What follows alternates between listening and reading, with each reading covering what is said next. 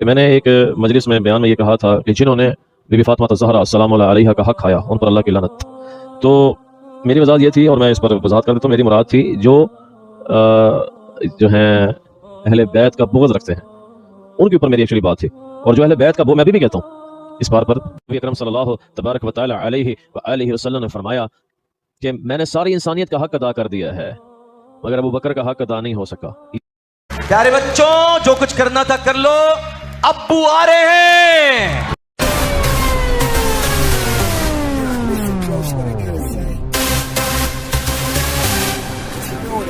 عزیزان گرامی قدر، ابھی آپ نے یہ عماد الاسلام بھائی کی گفتگو ملاحظہ فرمائی. ایک دیوبندی مولوی نے عماد الاسلام بھائی کو گھیر لیا اور عماد الاسلام نے کسی مجلس میں بیٹھ کر یہ کہا کہ جس نے بھی پاک بی بی سیدہ سلام اللہ علیہ کا حق غصب کیا ہو میں ان کے اوپر الاعلان لعنت کرتا ہوں.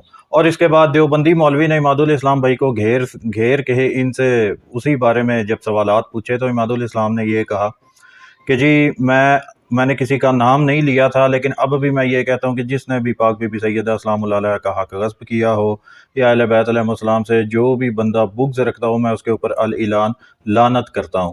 تو عماد الاسلام بھائی کا میں بینگا شیعہ ایک عماد الاسلام بھائی کا میں شکریہ ادا کرتا ہوں کہ آپ نے دیوبندی مولوی کے سامنے بھی حق کوئی کا مظاہرہ کیا اور آپ نے کہا کہ میں ان پر لعنت کرتا ہوں جن کے دل میں بغض اہل بیت ہو. ٹھیک ہے، بات یہاں پر بھی کلیئر ہو جاتی ہے، یہاں پر کوئی اور مسئلہ نہیں ہے. ٹھیک ہو گیا، جب آپ نے نام نہیں لیا آپ نے یہ کہہ دیا کہ جس نے بھی اہل بیت علیہ السلام سے بغض رکھا ہو پاک بی بی سیدہ سلام اللہ علیہ کا حق غصب کیا ہو میں اس کے اوپر لعنت کرتا ہوں، میں اس کو کنڈیم کرتا ہوں. چلے ٹھیک ہے، بہت اچھی بات ہے عماد الاسلام بھائی. لیکن جب دیوبندی مولوی نے مزید گفتگو کی تو عماد الاسلام بھائی سے اب یہ بات حضرت ابو بکر کی طرف خود ہی لے گئے. حضرت ابو بکر کے بارے میں عماد الاسلام بھائی کو بولنے کا کہا گیا یا ان کے اوپر پریشر ڈالا گیا، ان سے زبردستی کہلوایا گیا اور جس طرح بھی کہلوایا گیا ہو، لیکن عماد الاسلام بھائی نے یہ بولا.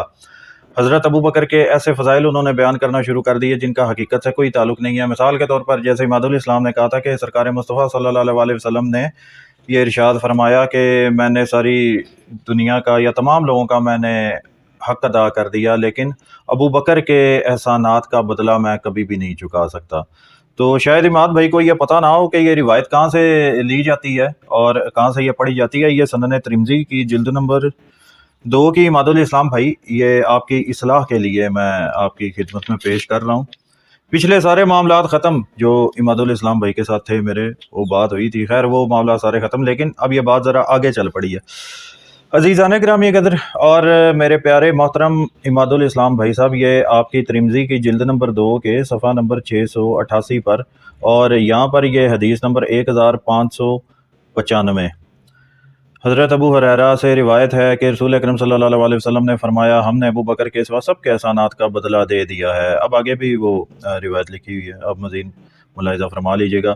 یہاں پر یہ جو جس راوی کو ہائی لائٹ کیا ہوا ہے اس کا نام ہے جی داؤد بن یزید، جو کہ مرکزی راوی ہے اس روایت کا. عماد الاسلام بھائی، اب اس کے بارے میں آپ کے علم رجال کے جو سب سے بڑے بابے مانے جاتے ہیں آپ کے محدث آپ کے ہاں، یہ ناصبی شمس الدین زابی صاحب میزان الاعتدال کی جلد نمبر 3 میں صفحہ نمبر 55 پر اسی داؤد بن یزید کا ذکر کرتے ہیں جو حضرت ابو بکر کے احسانات والی روایت کا جو مرکزی راوی ہے.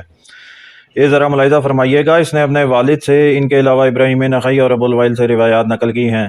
اب نیچے امام احمد ابن حنبل اور یحییٰ ابن معین نے اسے ضعیف قرار دیا ہے. سفیان ثوری کہتے ہیں شعبہ نے داؤد بن یزید کے حوالے سے روایات نقل کی ہیں. ثوری اس پر حیرانگی کا اظہار کرتے تھے.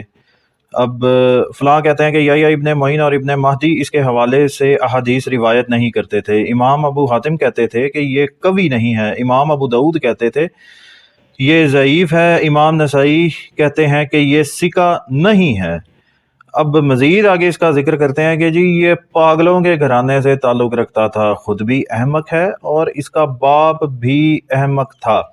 اس کا باپ یہاں عیسیٰ بن موسیٰ کے بچوں کو تعلیم دیا کرتا تھا. اب آگے وہ مزید ملاحظہ فرمائیے جی. تو عماد الاسلام بھائی، اگر اب آپ کی ملاقات اسی دیوبندی مولوی بھائی جان سے ہوتی ہے تو ان کی خدمت میں یہ عرض کیجئے گا، یعنی آپ عماد الاسلام ان کو یہ کہیے گا کہ یار جو تم مجھ سے بلنڈر مروا رہے تھے وہ تو بہت بڑے بلنڈرز ہیں، ان کو تو بندہ بڑی آسانی سے پکڑ لیتا ہے. اور مزید امادُل اسلام بھائی اور جو بھی اس طرح کی روایات کو لے کر آتے ہیں وہ ایک اور روایت بیان کرتے ہیں کہ حضرت ابو بکر نے اپنا ان کا جو سارا مال تھا وہ انہوں نے دین اسلام کے لیے خرچ کر دیا. تو کسی نے ان سے پوچھا کہ ابو بکر تم نے اپنے لیے کچھ رکھا ہے؟ تو وہ کہتے کہ جی میرے لیے الفاظ تھے. اب یہ وہی میزان الاعتدال کی یہ جلد نمبر 5 صفحہ نمبر 147 پر اب جو امادُل اسلام بھائی سے جو کچھ زبردستی بلوایا جا رہا تھا اس کی حقیقت آپ تمام حضرات کے سامنے ہے. اور ویسے امادُل اسلام بھائی میرے بڑے پیارے بھائی ہیں، ان سے اب بڑی اچھی دوستی ہے، سلام دعا بھی ہوتی رہتی ہے. تو لیکن ان کے ساتھ جو یہ جبر کیا گیا، ظلم کیا گیا کہ ان کو بٹھا کے اپنے پاس اپنی مرضی کی باتیں بلوائی گئی یا امادُل اسلام بھائی کو مجبور کیا گیا، واللہ عالم. لیکن اس حوالے سے میں یہ چیزیں آپ سب کے سامنے رکھ رہا ہوں.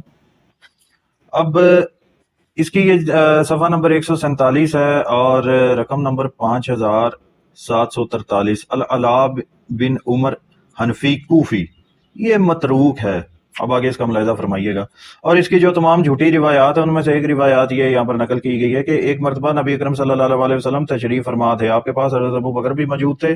ان کے جسم پر ایک عبا تھی جو سینے سے کھلی ہوئی تھی، اور اسی دوران جبرائیل علیہ السلام نازل ہوئے اور نبی اکرم صلی اللہ علیہ وسلم کی خدمت میں اللہ تعالیٰ کی طرف سے اسلام پہنچایا اور بولے کیا وجہ ہے کہ میں دیکھ رہا ہوں کہ حضرت ابو بکر نے ایسی عبا پہنی ہوئی ہے جسے آگے سے کھولا ہوا ہے یا جس میں خلل آ چکا ہے. تو نبی اکرم صلی اللہ علیہ وسلم نے فرمایا اے جبرائیل، اس نے اپنا مال مجھ پر خرچ کر لیا ہے. تو جبرائیل علیہ السلام نے کہا آپ اللہ کی طرف سے انہیں سلام کہیں اور ان سے یہ کہہ دیں کہ آپ کا پروردگار آپ کا ہوا.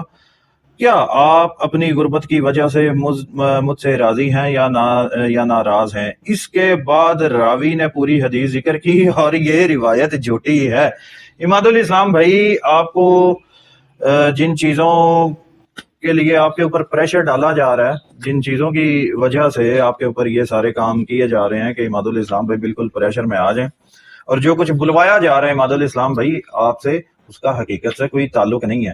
شاید آپ کو یاد ہوگا کہ ایک بار آپ کی بات ہو رہی تھی اور آپ نے اپنی گفتگو میں یہ کہا امادُل اسلام بھائی، آپ نے یہ کہا تھا کہ آپ کے پاس جو دلیل ہے حضرت ابو بکر کی خلافت کی سرکار مصطفیٰ صلی اللہ علیہ وسلم کے بعد، وہ یہ ہے کہ سرکار مصطفیٰ صلی اللہ علیہ وسلم نے حضرت ابو بکر کو اس پر امامت کروائی تھی حضرت ابو بکر سے، تو انہوں نے باجماعت نماز پڑھائی تھی. تو آپ کو اس کا ریفرنس کا تو نہیں پتا تھا، آپ نے ظاہری بات ہے کسی مولوی سے سنا ہوگا یا کہیں سے بھی آپ نے سن لیا ہوگا، تو اپنے منہ سے آپ نے کاپی پیسٹ کر دیا. یہ سنن ترمذی کی جلد نمبر 2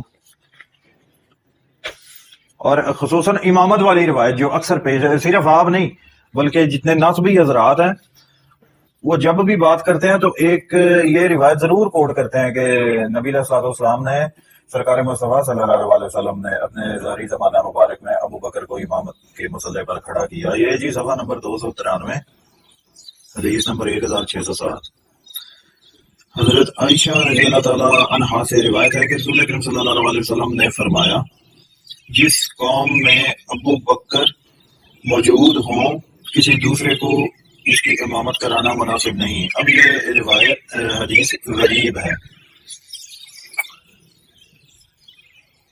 عزیزان گرامی قدر، عیسیٰ بن میمون، آپ نے اس راوی کا نام ذہن میں رکھنا ہے.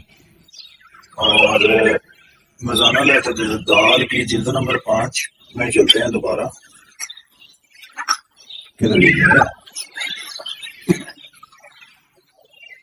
صفحہ نمبر 383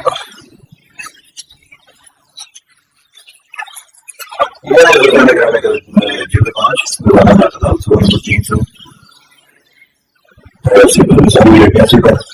عیسیٰ بن میمون کشیر مدنی، امام بخاری.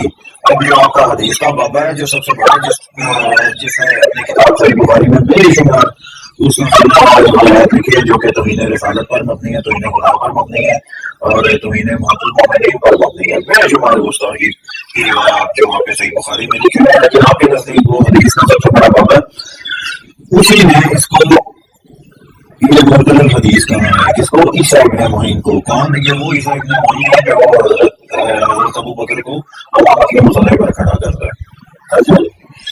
اب آگے کرنے سے ابن حبان کہتے ہیں کہ اس نے ایسی احادیث روایت کی ہیں جو کہ تمام موضوع ہیں، یا ابن معین کہتے ہیں کہ اس کی نقل کردہ حدیث کوئی شے نہیں.